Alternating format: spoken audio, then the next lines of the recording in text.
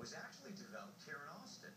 And in tonight's Fox 7 Crime Watch, Jenny Lee tells us training for the program involved bank robbers.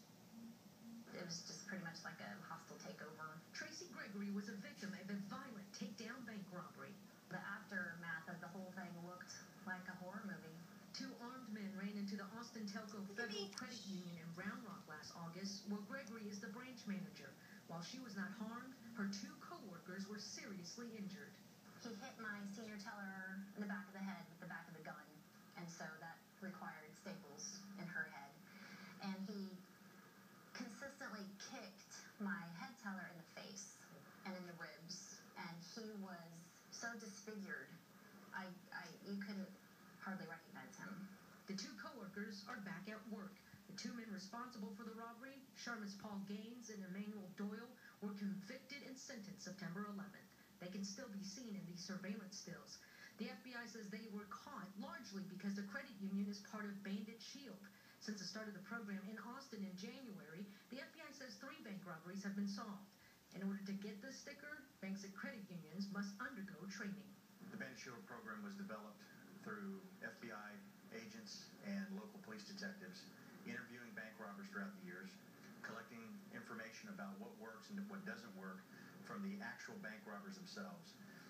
We've collected information from bank security officers about what works and doesn't work for them. Part of the Bandit Shield program requires banks to have up-to-date technology, which includes having the highest resolution for all its surveillance cameras. The FBI will soon launch the program nationwide. There was also an Austin special agent who developed BanditTracker.com, a website that tracks wanted bank robbers like the Bearded Bandit and the Lone Star Bandit. One of the more notorious, the ZZ Top Bandit, has not been heard from recently. The FBI believes he is responsible for many bank heists. Upwards of 20. So either he's out of the country, he's incarcerated, or he's dead because he hasn't hit in a while. But when he hits, you know it's him. FBI Special Agent Eric Vassis says serial bank robbers share a few characteristics. You're dealing with individuals who need money, and almost always, unfortunately, the theme is drug dependency, drug abuse, or drug indebtedness to a drug trafficking organization. But almost always when we arrest armed robbers, bank robbers, and we interview them and we do a case history of their life, and it comes out very clearly. We have usually a learning disabled, dropout, individual who's been around violence most of their life, so use of violence is not a big deal. The FBI says not enough banks are part of Bandit Shield. Special Agent Bassett says he hopes what Gregory and the others went through will change their minds. People have been through counseling because of it.